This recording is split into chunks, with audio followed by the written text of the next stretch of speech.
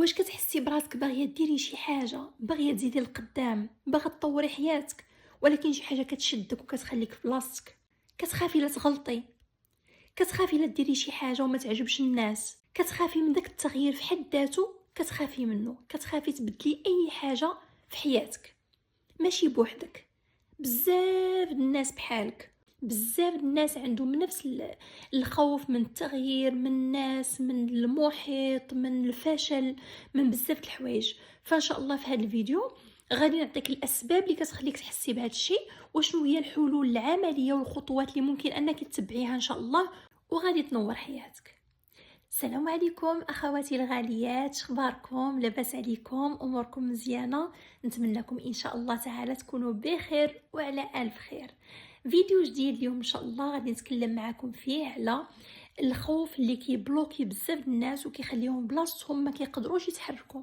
اي حاجه بغاو يديروها، اي بروجي بغاو يدخلوا فيه، اي خطوه بغاو يغيروها في حياتهم، فكيبقاو دائما هازين هم الناس، هم شنو غادي يقولوا علينا، هم كيفاش غادي يشوفونا ملي حنا غادي نغيروا، هم عندك داكشي اللي غادي نديرو ما ينجحش، عندك نفشل فيه، عندك ما نعرفش، عندك ما نديرش داكشي كيف خصو يدار، وهكذا. الاعذار كثيره وكلها كتخليهم بلاصتهم وكتشدهم لمنطقه الراحه، وبالتالي ما كيزيدوا حتى شي خطوه لقدام، كيبقاو دائما بلاصتهم ومع ذلك ما مرتاحينش، رغم انهم في منطقه الراحه.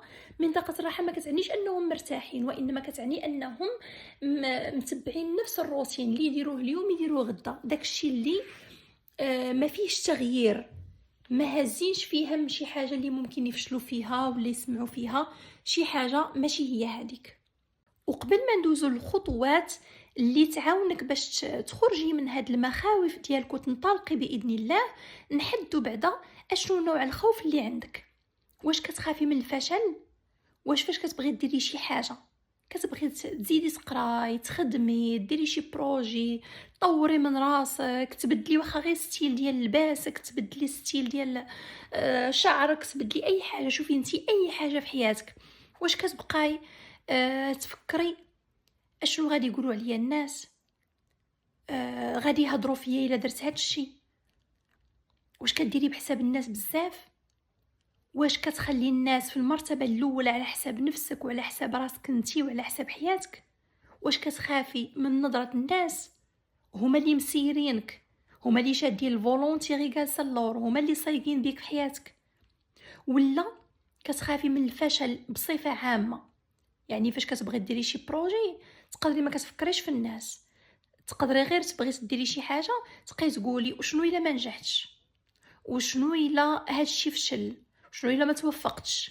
يعني اللي كيخاف من الفشل فغادي يبقى دائما واقف بلاصتو، ما غادي يزيد حتى شي خطوه القدام. اي حاجه بغيتي ديريها، كيبغي يشري مثلا غير واحد جمع واحد الفليسات غادي يشري بهم دار، وإلا نصبوا عليا، وإلا مشات ليا هذيك الدار، وإلا هادي، يعني كلشي كيلقى ليه عراقيل اللي كتخليه صافي يبقى غير في بلاصتو بلاش من هذاك الشيء كاع اللي كيفكر فيه. ولا كتخافي من التغيير. شنو معنى كتخافي من التغيير؟ يعني انتي من دوك الناس اللي كيرتاحوا غير في الحاجه اللي كيعرفوها، واخا ديك الحاجه اللي كيديروها واللي مداومين عليها راه ماشي مزيانه ليهم، وما مرتاحينش فيها وما لاقينش فيها داكشي اللي باغيين، ومع ذلك شادين فيها بيديهم وسنانهم. علاش؟ لانهم كيقولوا ديك ديال اللي تعرفوا احسن من اللي ما تعرفوش. كيخافوا من اي خطوه جديده عليهم، كيخافوا اشنو غادي يكون من بعد، ما عارفينش هذاك الخطوه الجديده اشنو المفاجآت اللي ممكن تكون حامله في الوسط ديالها، وما عارفينش في نفس الوقت ان التغيير هو الطريق الوحيد لاي انسان بغى يطور من راسه. يعني الا بقيتي غير في هذيك لا زون ديالك وفي داكشي اللي انت كتعرفو في هذاك الروتين اليومي ديالك، راه ما يمكنش تزيد القدام. من المستحيل انك دير نفس الحاجه اللي كنتي كديرها قبل وتسنى واحد النتيجه مختلفه. الا بغيتي نتيجه مختلفه خاصك تغير هذاك الشيء اللي كدير اصلا. بما ان داك الشيء اللي كدير اليوم ما مسلككش، فخاصك تغيره باش تلقى داك الشيء ان شاء الله اللي يسلكك واللي يزيد بك القدام. اذا هادو هما الاسباب والانواع ديال الخوف، الاشياء اللي ممكن انها تكون شاداك اللور وموقفاك في بلاصتك ومانعك انك تزيد القدام. دابا ندوزو لكيفاش نتعاملوا مع هاد المخاوف هادو. جلسي مع راسك وفكري اشنو الحوايج اللي باغيه ديريهم وخايفه. فكري مزيان ودخلي الاعماق ديالك وجبديهم. شنو باغيه ديري في حياتك الشخصيه، في حياتك المهنيه، في اي حاجه؟ سولي راسك مزيان اشنو الحوايج اللي انت باغيه ديريهم ولكن شي حاجه كتمنعك. اذا ملي غتحدي دوك الحويجات اللي عارفه انهم هما اللي يخلقوا لك السعاده، هما اللي غيزيدوا بك القدام، اذا نوقفوا في هذيك القضيه ديال الحاجه اللي كتمنعني. دابا غتسولي راسك اشنو اسوأ حاجه تقدر توقع الا درت داكشي اللي انا بغيت. مثلا باغيه ديري واحد بروجي، باغيه تفتحي شان يوتيوب، باغيه تبداي تبيعي، باغيه يعني اي حاجه، تجاره، غيرها اللي بغيتي. اشنو اسوأ حاجه تقدر توقع؟ جبدي من راسك اي حاجه، اي كارثه ممكن توقع، فغتلقاي ان هذاك الشيء اللي غادي يوقع راه ماشي ضروري غادي يوقع، راه غير احتمال. يعني كلنا ملي كنبداو في شي حاجه راه احتمال انك تنجحي واحتمال انك تفشلي، ولكن الا درتي بالاسباب وقريتي على داكشي اللي باغيه ديريه وسولتي وعرفتي هنا وهنا، فراه كتولي احتماليه النجاح اكثر بكثير جدا من احتماليه الفشل. وشفتي كوني على يقين واخا ما توفقيش في الاخير راه ما عنده ما يوقع. المهم انك حاولتي، انك سعيتي في التغيير، انك درتي واحد المجهود، انك خديتي واحد التجربه، احسن من انك تبقاي بلاصتك. تخيلوا معايا كنتعامل مع بنات، وحده مثلا باغيه ترجع تكمل قرايتها، عندها غير البكالوريا، باغيه ترجع تدخل لافاك تكمل قرايتها، وخايفه من الناس شنو غادي يقولوا عليها، عائله راجلي شنو غادي يقولوا عليا، الجيران شنو غادي يقولوا عليا وانا رجعت نقرا. واش القرايه عيب؟ لا. اذا شنو فيها الا رجعتي تقراي؟ مناش خايفه. الناس عادي راه هادرين واللهم يهضروا وانت قاضيه غراضك. ما يمكنش نسدوا الافواه ديال الناس، ولكن نسدوا ودنينا على داكشي اللي ما عجبناش. تخيلوا معايا شي حوايج يعني اللي كنسمع وحده باغيه تفتح شان يوتيوب وعندها عندها ما تقول وعندها محتوى زوين وهذا، وخايفه اشنو غادي يقولوا عليا الناس ملي يسمعوني، اشنو غادي يطرى ملي نفتحها، عندك ما لقاش تفاعل، عندك الناس ما نعجبهمش، عندك يعني مسبقه هي داكشي اللي غادي يخليها تحس بالاحراج يعني دير بالناقص من هذاك الشيء اللي ناويه ديرو. فاللي غنقول لك اختي العزيزه هو ديك الحاجه اللي انتي خايفه منها ديريها، غير ديريها وتوكلي على الله سبحانه وتعالى. بما ان ديك الحاجه ماشي كتغضب الله سبحانه وتعالى، ماشي كنظلموا بها الناس، يعني شي حاجه اللي تريحك انتي وما تأذي حتى شي حد، فديريها.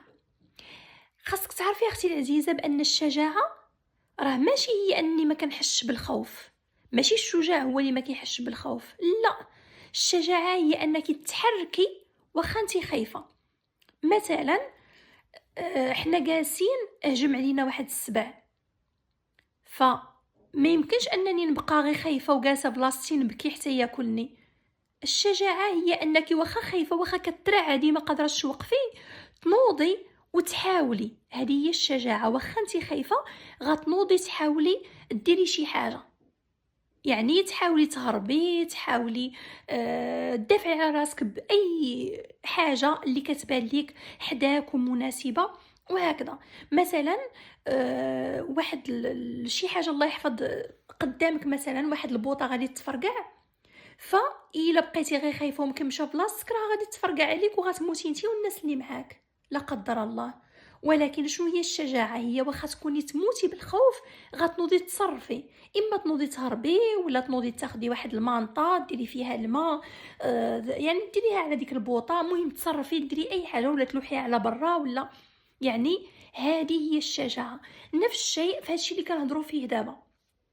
يعني مثلا بغيتي ديري واحد الحاجه، بغيتي تقراي، بغيتي تزيدي القدام، بغيتي تخدمي، راه واخا خايفه هذاك الخوف ما تخليش بلوكيك، بالعكس خليه يكون هو واحد الدافع اللي يخليك تلونسي هذاك الشيء وزيدي القدام. واخا انت خايفه كتخدمي. نتمنى تكوني فهمتيني. الخطوه المواليه هي انك تفكري في المستقبل ديالك. اشنو غادي يوقع الا بقيت كنخاف؟ شحال من حلم غادي يمشي عليا، شحال الاهداف غادي يضيعوا عليا، ما غادي نحقق حتى حاجه في حياتي. ها هو المستقبل ديالي الا خفت وبقيت في بلاصتي، وها هو المستقبل ديالي الا نضت وتشجعت ودرت شي محاوله. شفتي؟ يكفي انك ديري هاد المقارنه فكوني على يقين انك غادي تشجعي وغادي تنوضي وغادي تخدمي على راسك.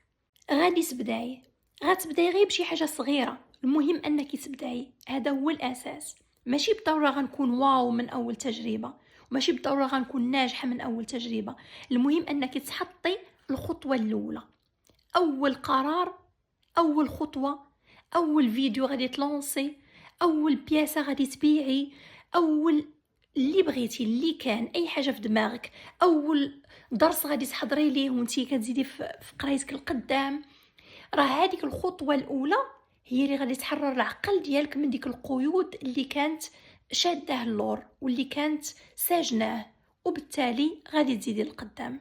وكوني على يقين، راه ماشي خاصك تكوني قويه باش تبداي، خاصك غير تبداي وراكي غادي تولي قويه.